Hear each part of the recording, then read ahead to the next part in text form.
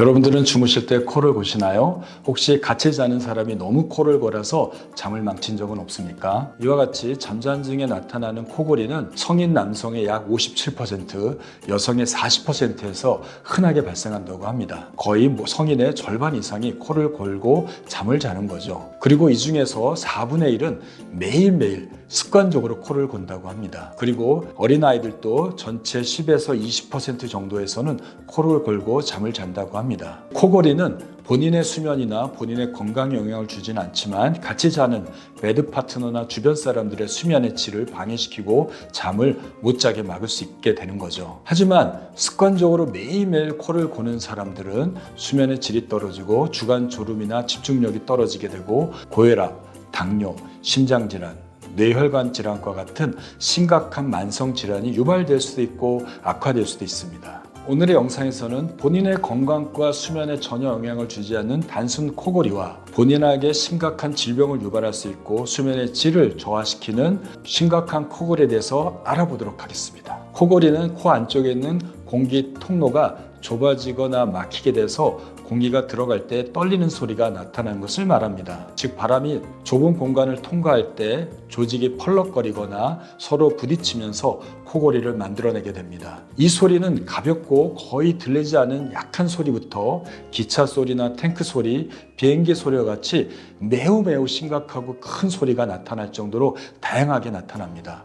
또한 밤새도록 자는 내내 나타나기도 하고 어떨 때는 중간에 잠깐 나타났다가 없어지기도 합니다. 평소에는 코를 골지 않다가 피곤하거나 술을 마시거나 잠을 못 잤을 때 가끔 나타나는 코골이는 대개 경우에 정상적인 현상입니다. 이러한 경우에는 수면의 질도 영향을 주지 않고 본인 건강에도 영향을 주지 않습니다. 하지만 어떤 사람들은 가끔 고는 것이 아니라 매일매일 코를 고는 사람들이 있습니다.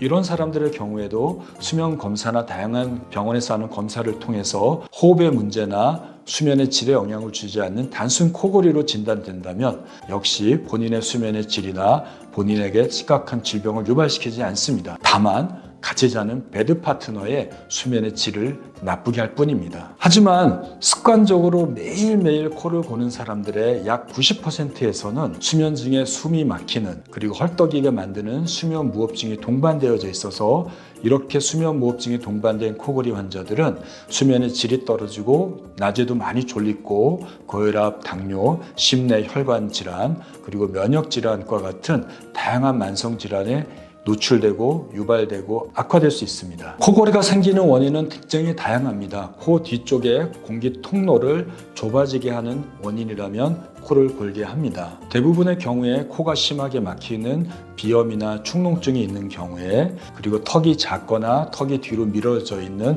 무턱인 사람들, 여성들의 경우에 임신해서 살이 찌게 되는 경우, 또 여성이 폐경이 된 뒤에 또 노인이 된 뒤에는 코를 안 고던 사람들이 코를 골게 됩니다. 그 외에도 비만이거나 편도선이 크거나 아데노이드가 큰 경우에도 코를 골 수 있습니다. 또한 술을 마시거나 수면제 같은 진정제를 복용하게 되면 이런 술과 진정제가 근육의 긴장도를 떨어뜨려서 더 코를 골게 할 수 있습니다.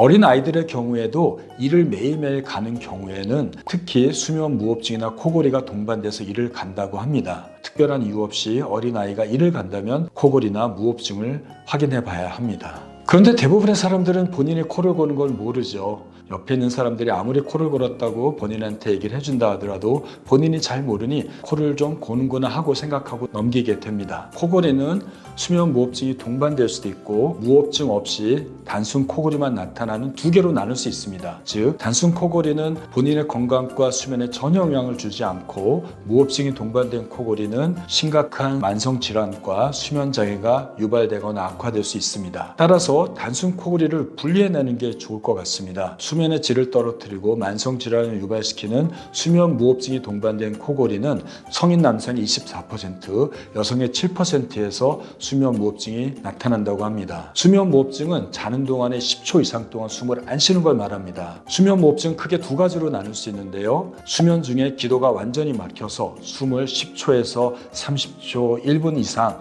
멈추는 것을 수면 무호흡증이라고 하고요. 기도가 부분 좁아져서 숨을 쉬긴 하지만 호흡이 약해 얕아지는 것을 저호흡증이라고 얘기를 합니다. 무호흡증이나 저호흡증이 나타나게 되면 공기량이 폐 안으로 적절하게 전달되지 않기 때문에 이로 인해서 뇌가 깨게 되고 가슴 안에 음압이 걸려서 그것 때문에 교감신경이 항진되고 고혈압과 당뇨, 심장병이 악화될 수 있습니다. 수면무호흡증은 잠자는 1시간 동안에 수면무호흡증과 저호흡증이 나타난 횟수를 가지고 중증도를 나누게 됩니다. 잠자는 1시간 동안에 숨을 안 쉬는 수면무호흡 지수는 5 이하면 정상이고요.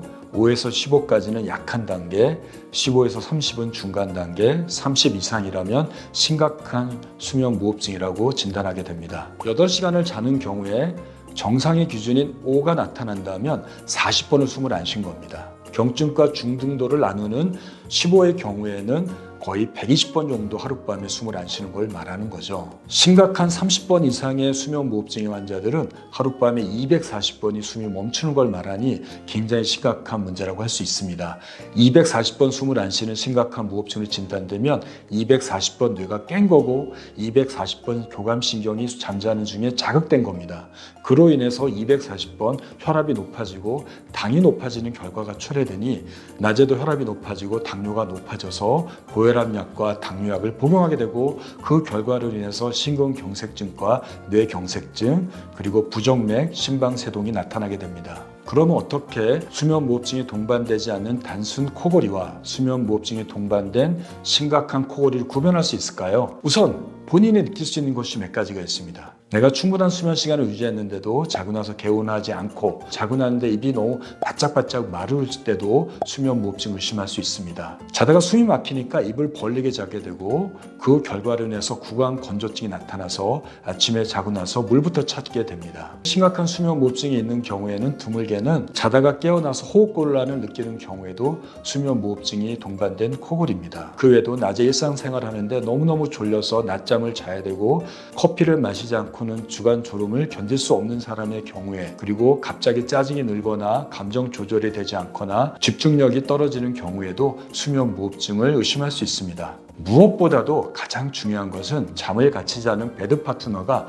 당신이 매일매일 코를 골고 자다가 숨이 넘어간다는 것이 확인되면 100% 수면무호흡증이 동반된 것이라고 생각할 수 있습니다. 지금부터는 코골이를 줄이거나 없애는 방법에 대해서 알아보도록 하겠습니다. 먼저 체중을 줄이면 코골이가 없어지거나 줄어들게 됩니다. 살을 찌게 되면 기도 안에 있는 속살도 찌게 되니 기도가 좁아져서 코를 골게 됩니다. 혹시 매일 코를 곤다면 제일 먼저 해야 될 일은 살을 빼시기 바랍니다. 두 번째는 술이나 수면제나 진정제를 복용해서는 안 됩니다. 술을 마시거나 수면제를 복용하게 되면 이 술이나 수면제가 기도를 구성하고 있는 근육의 긴장도를 떨어뜨려서 잠자는 동안에 코를 골게 되고 더 나아가서 수면무호흡증을 유발하게 됩니다. 평소에는 코를 안 고지만 술을 마시거나 수면제를 복용하게 되는 경우에 심각한 코골이가 나타날 수 있으니 무호흡증이나 매일매일 습관적으로 코를 고는 사람들은 술을 마시지 않아야 되고 수면제를 복용하는데 제한하셔야 됩니다. 어떻게 보면 심각한 무호흡증이 동반된 코골이 환자에서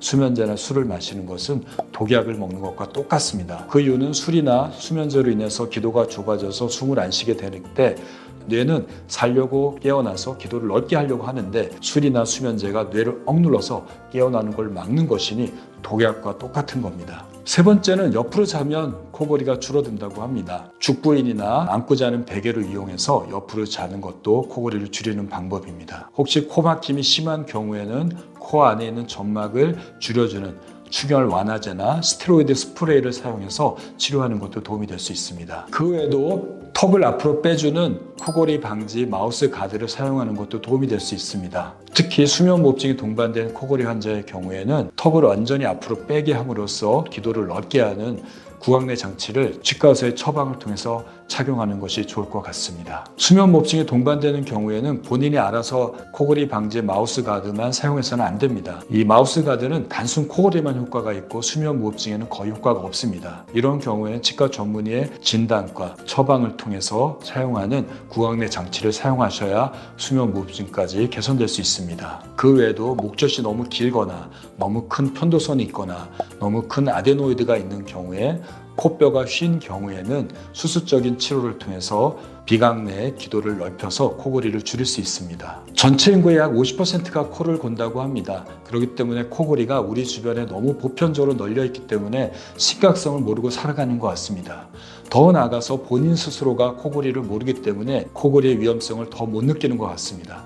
하지만 만성적으로 그리고 습관적으로 매일 골고 수면무호흡증이 동반된 코골이의 경우에는 우리가 아는 많은 성인병들을 유발할 수 있고 심각한 수면 장애를 초래할 수 있습니다. 그리고 수면의 질도 낮추어서 낮에 졸음을 만들어낼 수 있습니다. 본인이 코를 고는 것을 모르니 오늘 강의의 내용에서 나타나는 스스로 알 수 있는 내용과 같이 자는 가족들의 의견을 받아서 본인의 코골이를 진단하시고요. 옆에 잠을 자는 가족들의 코골이도 여러분들이 들어봐서 심각한 코골이라면 병원을 방문하도록 하시는 것이 여러분과 여러분 가족의 건강을 지키는 방법이지 않을까 싶습니다.